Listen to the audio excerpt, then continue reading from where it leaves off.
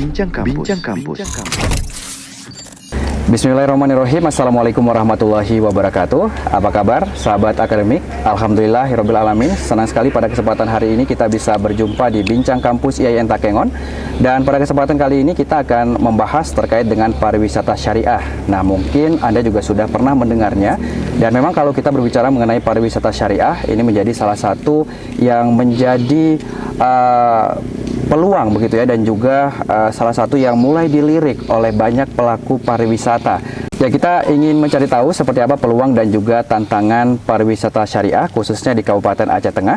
Dan untuk itu kita akan membahasnya bersama dengan narasumber kita. Sudah hadir di Bincang Kampus pada episode kali ini Pak Joni Harnedi. Assalamualaikum Pak Joni. Waalaikumsalam warahmatullahi wabarakatuh. Ya, apa kabar nih Pak Joni? Baik, alhamdulillah. Sehat Pak ya. Dan kalau kita lihat cuacanya sangat mendukung juga Pak ya. Iya. Kita berada di pinggir danau nih, sahabat akademik, di pinggir Danau Laut Tawar. Dan ini menjadi salah satu destinasi favorit yang ada di Kabupaten Aceh Tengah dan secara umum di Provinsi Aceh juga nih Pak Joni ya. Oke Pak Joni, kalau kita berbicara mengenai pariwisata syariah, jadi ada banyak penyebutan begitu ya. Jadi ada pariwisata syariah, kemudian ada pariwisata halal, halal tourism, wisata religi, dan juga masih banyak penyebutan yang dia berkaitan begitu antara pariwisata dan juga Islam. Nah, sebetulnya pengertian dari pariwisata syariah itu seperti apa nih Pak Joni? Pengertian pariwisata syariah itu sesuai dengan syariat Islam. Kalau penyebutan ada pariwisata syariah, ada pariwisata halal, itu menurut saya secara umum itu sama saja. Karena di berbagai negara dia berbeda penyebutannya, walaupun intinya sama. Ya. Indonesia memakai brand halal tourism, Malaysia memakai Islamic tourism, Thailand memakai halal tourism. Jadi prinsipnya sama. Ya. Walaupun nanti kalau mau secara teoritis mungkin orang nanti menjelaskan halal bagaimana, ya. Syariat yang bagaimana. Tapi kalau di dunia pariwisata menurut saya itu hal yang sama, tidak ada beda, hanya penggunaan mungkin branding dari masing-masing negara. Gitu. Tapi secara konsepnya itu sama Pak ya? Konsep dalam pariwisata sama. Itu saja, dia tidak berbeda dalam penerapannya. Oke, sahabat akademik, nanti kita akan bahas lagi Pak seperti apa karakteristik dari pariwisata syariah, kemudian tantangan dan juga peluangnya seperti apa. Tapi sebelum itu Pak, kita sudah menyiapkan nih beberapa data-data terkait dengan pariwisata syariah. Dan kami rangkum dalam kata data, kita saksikan berikut ini. Aceh masuk ke dalam 10 daerah pengembangan wisata halal Indonesia, menemani 9 daerah lainnya, yaitu Sumatera Barat, Riau dan Kepulauan Riau, Jakarta, Jawa Barat, Jawa Tengah, Yogyakarta, Jawa Timur, NTB, dan Sulawesi Selatan. Dijuluki dengan Serambi Mekah, Aceh masuk dalam kawasan destinasi wisata halal di Indonesia. Menurut versi Kementerian Pariwisata, Aceh dinobatkan menjadi destinasi budaya ramah wisatawan muslim terbaik. MPU Aceh mengeluarkan fatwa terkait wisata halal dalam perspektif syariat Islam. Turis yang berwisata di Tanah Rencong diimbau untuk mengikuti aturan syariat Islam. Fatwa itu diputuskan dalam sidang paripurna kelima tahun 2022 yang digelar di Aula MPU Aceh pada 20 Juli tahun 2022. Dalam kancah global, pariwisata halal menjadi pasar yang menjanjikan. Hal ini dapat dilihat dari laporan Mastercard Crescent Rating Global Travel Market Index atau GMTI tahun 2022 yang memprediksi akan ada 140 juta wisatawan muslim secara global pada tahun 2023. Global Islamic Economy Report yang menyebutkan diprediksi meningkat dari 102 miliar dolar Amerika pada tahun 2021 menjadi 189 miliar dolar pada tahun 2025 mendatang. Potensi wisata halal kini berkembang di negara-negara yang bukan anggota Organisasi Kerja Islam seperti Jepang, Taiwan, dan Korea Selatan. Bagaimana dengan pariwisata halal di Aceh Tengah?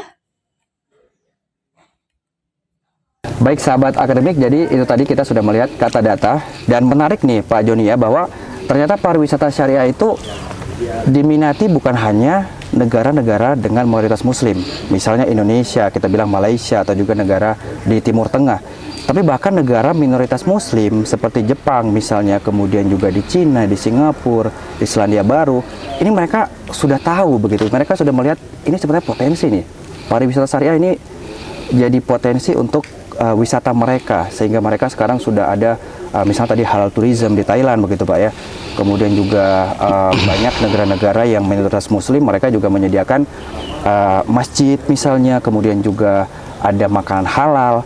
Nah, sebetulnya Pak Joni, kalau melihat pariwisata syariah ini konsepnya seperti apa Pak? Atau karakteristik bahwa wisata itu disebut sudah tepat seperti pariwisata syariah itu seperti apa Pak?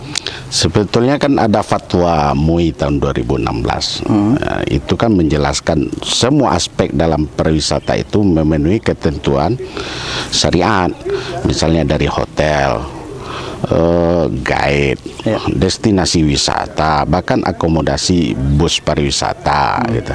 Hotel misalnya dia setiap kamar ada penunjuk arah kiblat, tidak boleh ada minuman keras, tidak boleh, ya semestinya dalam fatwa itu kan kalau restorannya juga menyediakan makanan halal gitu.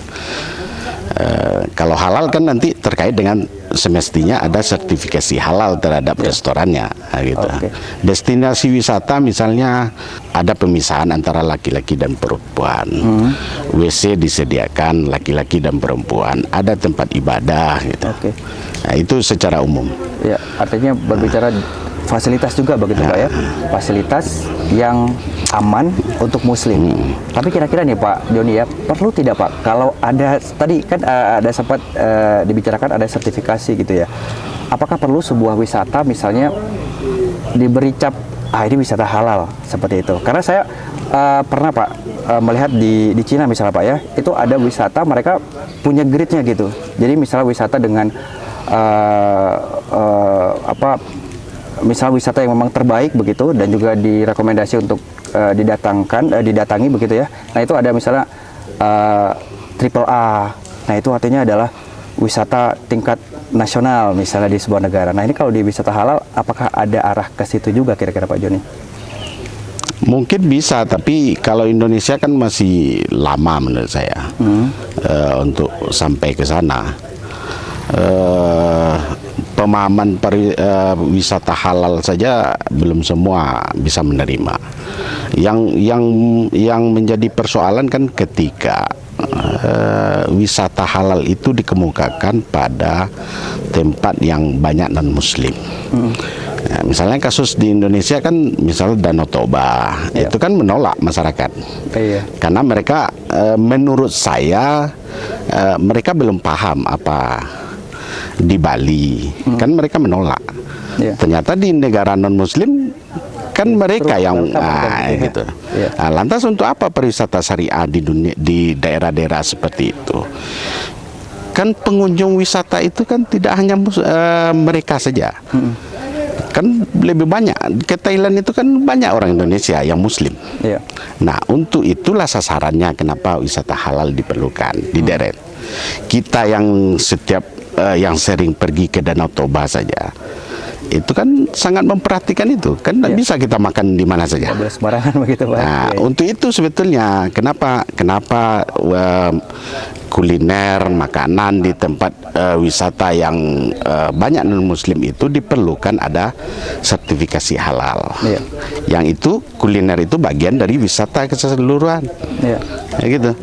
Artinya pemahaman berarti Pak ya? Pemahaman menurut saya. Pariwisata itu ya? Iya. Ya justru Orang-orang takutnya kan mensyariatkan, itu kan lain cerita itu.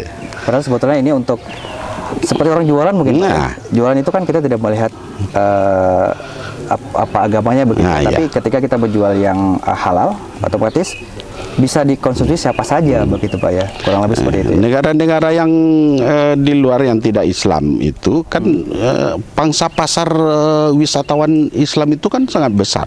Oke Pak, sekarang kita melihat pariwisata di Provinsi Aceh. Kita melihat bahwa pariwisata Aceh itu kan menerapkan syariat Islam begitu ya. Tapi sebetulnya Pak Joni, pariwisata syariah di Aceh itu sudah sesuai belum dengan pariwisata syariah? Orang mengatakan pariwisata syariah di Aceh itu tidak perlu. Karena bagaimanapun pariwisata pasti syariah. Iya. Tidak mungkin orang dalam menyelenggarakan pariwisata di Aceh itu tidak syariah. Oke. Terkait dengan syariat Islam di Aceh. Maka ya ada orang yang mengatakan tidak perlu dinamakan dengan cukup pariwisata. Udah pasti dia syariat. Iya. Iya kan? Karena ada aturan juga gitu yang Nah, syariat Islam gitu ya. Iya. Tapi kan penting juga untuk dijaga. Karena pemahaman, lagi-lagi pemahaman masyarakat misalnya. Buktinya di Aceh Tengah kan dari segi makanan kan belum semuanya terjamin. Oke. Oke, ternyata masih ada kasus yang kemarin-kemarin ada bakso babi, Oke, iya iya. ya kan? Ikan di pasar ikan yang masih ada formalin, itu kan nanti siapa yang bisa jamin yang penjual gorengan itu sudah terjamin kehalalannya? Iya, iya iya. Ya kan? Kan sangat banyak ditemukan dari penelitian bahwa di gorengan itu ada yang mencampur dengan apa namanya plastiknya sekaligus digoreng, bungkus minyak itu, supaya gorengannya lebih mengkilat. Ya kan? Oke. Itu kan mesti juga. Gitu. Karena kuliner itu tidak bisa dipisahkan dari pariwisata.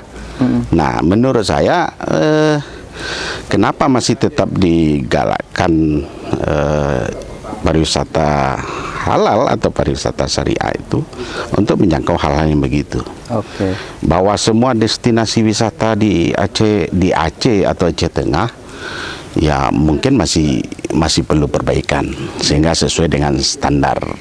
Ya gitu. Nah untuk fasilitas sendiri seperti apa Pak? Kalau tadi kuliner begitu ya, artinya memang kalau kuliner mereka harus mungkin mendaftarkan atau mendapatkan sertifikasi bahwa ini memang halal begitu ya. Nah kalau fasilitas kira-kira apakah sudah sesuai Pak dengan konsep pariwisata syariah? Misalnya menyediakan musola atau juga fasilitas lainnya seperti apa ini Pak? Secara umum saya melihat sudah, tapi kualitasnya perlu ditingkatkan untuk peningkatan, tergantung jualan pariwisatanya kemana. Oke. Wisatanya kemana. Oke. Kalau ya, secara umum kan sudah, setiap objek wisata sudah ada WC, sudah ada sholat, tempat sholat, tidak menjual minuman keras, ya kan? Iya. Tidak adanya perjudian, secara umum kan sudah itu. Nah, tinggal peningkatan kualitas. Oke. Ya menarik sekali Pak ya berbicara mengenai pariwisata syariah. Ini memang apalagi diprediksi bahwa perjalanan muslim itu nanti akan semakin banyak begitu ya. Jadi ini sebetulnya menjadi peluang juga termasuk untuk Indonesia dan juga Kabupaten Aceh Tengah karena memang Aceh Tengah juga salah satu destinasi wisata favorit seperti itu ya. Nah dan kita akan berbincang juga mengenai salah satu prodi Pak di IAIN Takengon. Jadi sahabat akademik di IAIN Takengon itu ada prodi pariwisata syariah. Nah ini juga ada kaitannya dengan penelitian yang Pak Joni lakukan ya, dan juga buku yang belum lama ini dicetak, yaitu buku ini tentang menyelisik potensi pariwisata syariah, kajian teoretis dan juga riset. Ini terbit 2022 Pak ya. Oke, dan untuk penelitiannya tahun 2019. Oke. Nah, ini mungkin menjadi salah satu jawaban Pak ya. bahwa bagaimana caranya untuk pelaku pariwisata memahami tentang pariwisata syariah. Salah satunya insya Allah nanti alumni dari pariwisata syariah ini nanti yang akan mungkin mereka akan membuat destinasi wisata atau juga mungkin mereka menjadi pelakunya begitu Pak ya. Nah kalau melihat peluang dan juga tantangan dari Prodi Pariwisata Syariah untuk mewujudkan destinasi wisata syariah ini seperti apa Pak? Perguruan tinggi itu kan 3 tridharma perguruan tinggi, Iya. pendidikan, penelitian, pengabdian. Ketiga-tiganya tentu sangat berperan dalam pengembangan pariwisata di Aceh Tengah. Pendidikan untuk menyiapkan SDM, Iya. ya kan? Nah selama ini banyak pelaku pariwisata di Aceh Tengah yang saya tahu beberapa dari misalnya dari pramu wisata atau guide atau pelaku pariwisata yang lain itu lebih banyak otodidak. Saya jurusan akidah filsafat berkecimpung juga di dunia pariwisata. Nah, itu otodidak. Nah, gitu. Nah, kalau kita siapkan dan memang dari prodi tentu akan lebih berkualitas.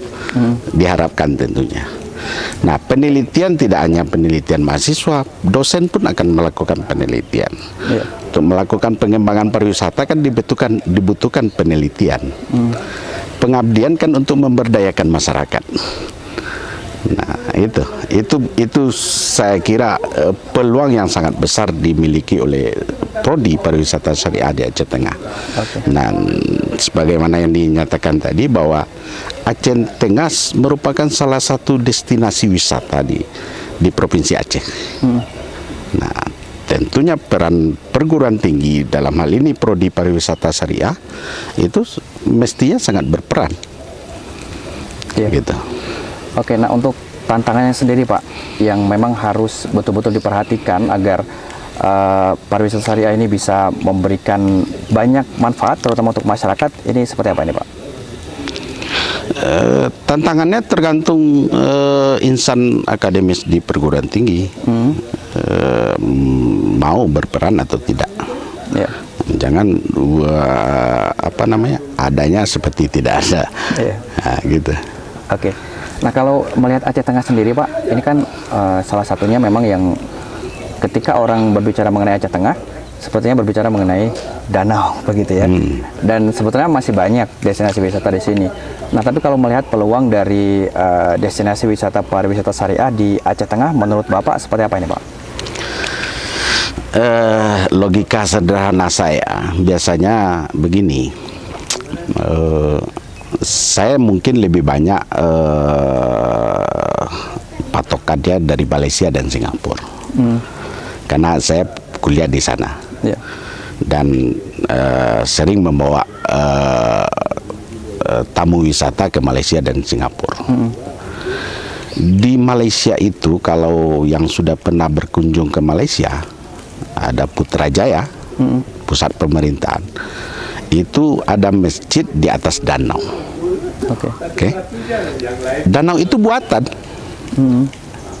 Singapura kalau tahu patung singa itu, Melayan, itu laut yang dijadikan danau. Nah, dulu asin, sekarang sudah tawar.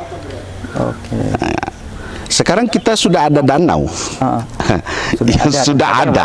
Nah, lantas mau diapakan? Nah, gitu. Maka potensi pariwisata di Aceh Tengah ini sangat luar biasa. Kita ada kopi, kita ada alam yang sangat indah. Nah, tinggal bagaimana mengkombinasikan pariwisata itu dan menjual. Dengan begini saja apa adanya, walaupun sudah banyak objek-objek wisata. Kan sudah masyarakat Aceh yang di luar provinsi di luar Kabupaten Aceh Tengah kan sudah berkunjung ke sini. Instansi-instansi pemerintah sudah melakukan kegiatan di sini. Rapat-rapat, gitu, seminar atau apa gitu. Dari berbagai kabupaten. Tapi belum mampu kita menjangkau yang luar. Nah, dari data di penelitian saya itu kan dari luar negara kan belum banyak, ratusan baru. Tapi kalau dari wisata dalam negeri itu kan sudah 30-an ribu per tahun. Nah, jadi tinggal bagaimana mengemas dan mempromosikan wisata Aceh Tengah untuk dijual keluar. Cuma tantangannya kita bukan pusat. Pariwisata itu kan terkait dengan transportasi. Nah, transportasi kita keluar itu melalui Banda Aceh, melalui Medan. Nah, kalau paket wisata dijual ke sana melalui Medan, itu ongkosnya lebih mahal dibanding orang ke Banda Aceh. Nah, tinggal menurut saya pelaku pariwisata di Aceh Tengah ini bisa mengkombinasikan wisatanya dari Aceh, dari Banda ke Takengon, atau dari Medan ke Takengon. Nah, gitu. Atau mungkin Medan, Takengon, Banda Aceh, pulang dari Banda Aceh. Nah, yang paling banyak berkunjung itu ke Banda Aceh kan dari Malaysia, Singapura. Nah, paketnya dijual ke sana. Gimana caranya mereka bisa kemari begitu? Nah, gitu. Maka yang menjual itu kan orang Aceh Tengah. Orang Banda enggak mungkin. Kalau ada pun mungkin permintaan. Mereka lebih menjual. Tentu lebih menjual. Nah, itu yang saya sampaikan ketika ada jumpa dengan kawan-kawan pelaku pariwisata di Aceh Tengah. Ya, bagaimana kita yang di Aceh Tengah ini berani keluar dan mempromosikan, menjual paket. Nah, dan paketnya mungkin Aceh Tengah saja, karena penerbangan nggak ada. Penerbangan kita ke Banda, ke Medan, di Rembele, tapi itu jaraknya sedikit juga. Seminggu mungkin 2 kali begitu. Yang realistis itu memang jangkauannya Malaysia. Realistis. 1 dekad, ya kan?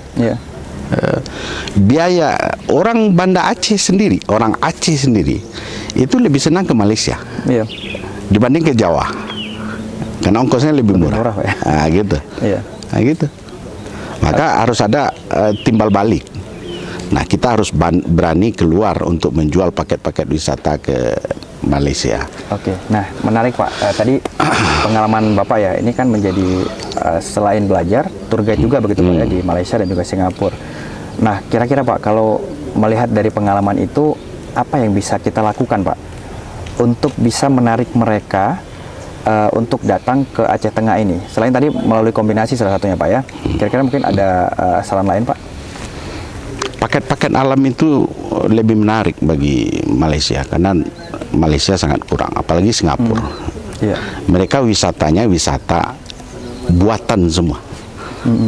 Kan? Kita sudah serba jadi. Tinggal bagaimana mengelola dan menjual. Pengelolaan itu yang, nah, perbedaan Malaysia itu kan semua negara. Salah satu keunikan Indonesia itu menurut saya banyak objek-objek wisata yang dikelola mandiri oleh masyarakat. Di Aceh Tengah coba lihat Burtelege, Pantan Terong, itu kan masyarakat. Nah, maka Kementerian Pariwisata itu kan menggalakkan desa-desa wisata. Nah, tinggal bagaimana meningkatkan desa-desa wisata itu. Jadi mungkin buat kayak paket-paket gitu Pak ya, paket wisata begitu ya. Nah, kalau ada pengalaman menariknya mungkin. Kalau sasarannya misalnya pelajar di Malaysia atau pelajar di Singapura, mereka lebih tertarik misalnya ke Takengon. Kalau wisata ke kebun kopi, langsung mereka terjun ke kebun kopi, bagaimana memetik kopi, kemudian melihat proses sampai kopi itu jadi. Itu pelajar sangat menarik. Atau mungkin mereka ke sawah, bagaimana orang bercocok tanam atau panen padi. Iya. Nah, maka wisata edukasi menurut saya sangat menarik. Oke, mungkin bagi kita biasa begitu ya. Nah, Bagi orang apalagi Singapura nggak biasa, dia jumpa tidak sawah pernah aja lihat sawah, susah. ya kan? Nah, gitu. Iya, iya.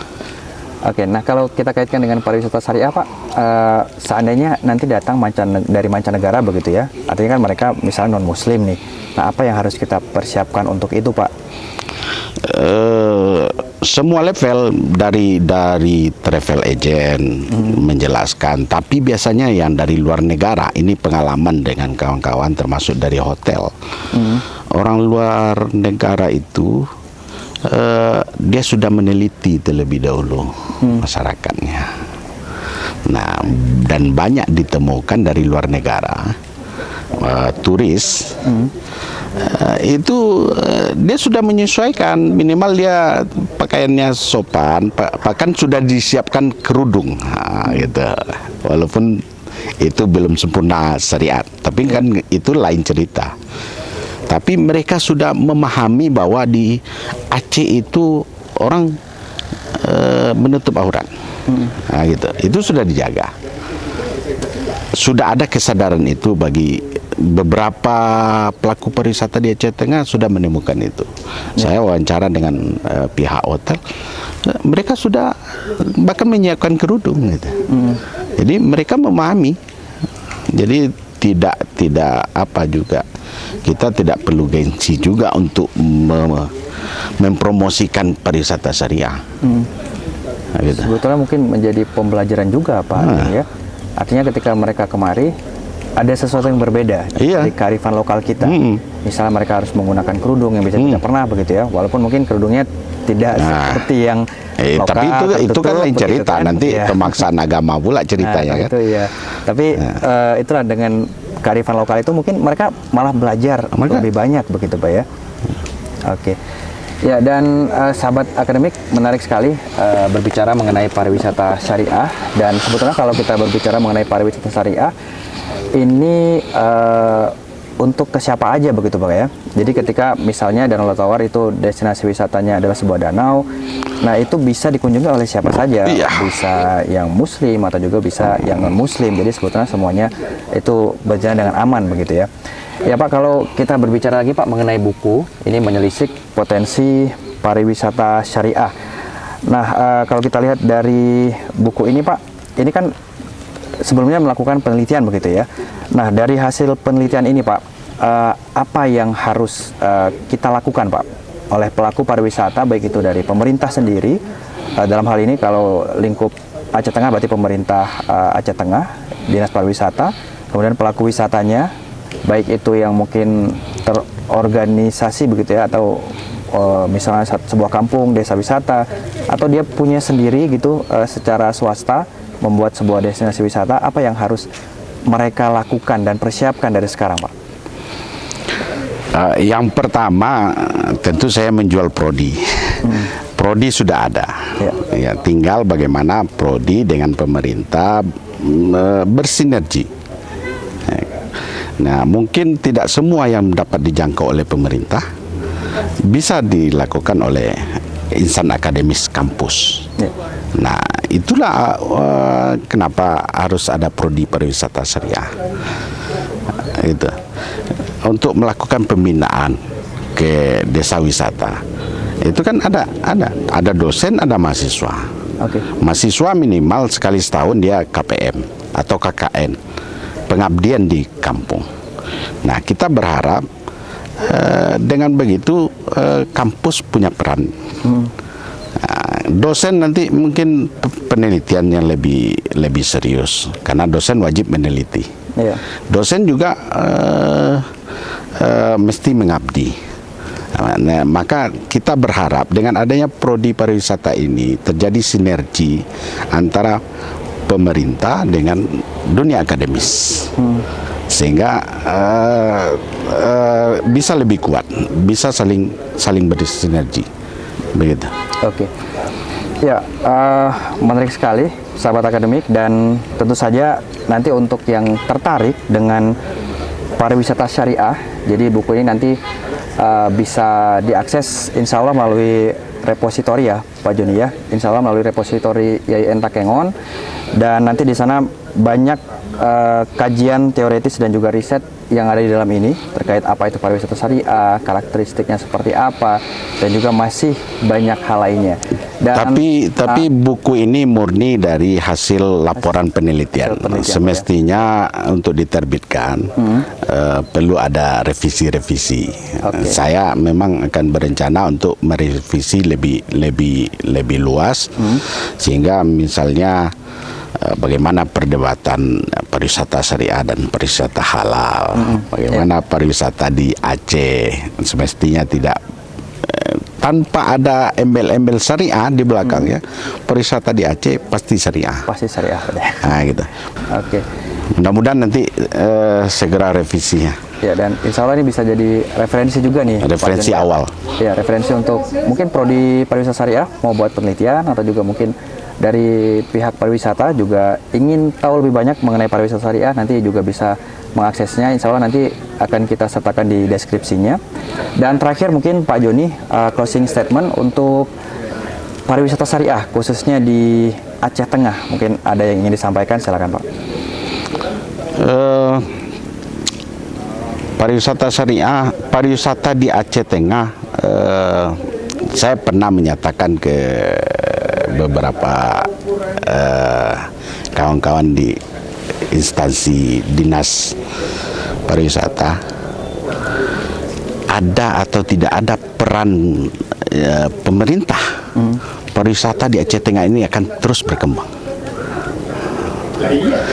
Kalau pemerintah ikut fokus dalam pengembangan pariwisata, itu akan lebih bagus perkembangan pariwisata di Aceh Tengah. Karena kita lihat masyarakat semua berlomba-lomba, ya, Burtelege itu contoh. Sekitar danau kita lihat itu kan masyarakat. Nah, cuma berapa income untuk Pemda? Dari mana? Gitu. Oke. Ya, artinya ada kolaborasi, sinergi begitu Pak ya, antara pemerintah, kemudian juga pelaku pariwisata, masyarakat, kampus. Oke, ya menarik sekali ya. Terima kasih banyak sahabat akademik sudah bergabung bersama kami di Bincang Kampus Yayan Takengon.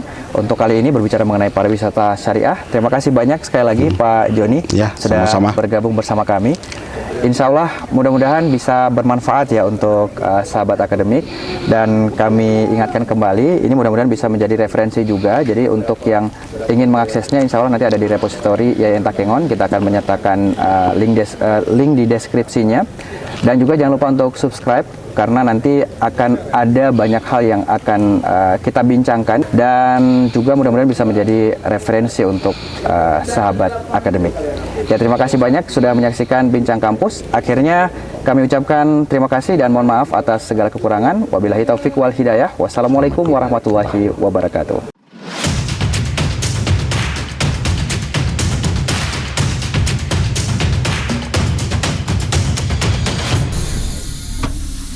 Bincang Kampus.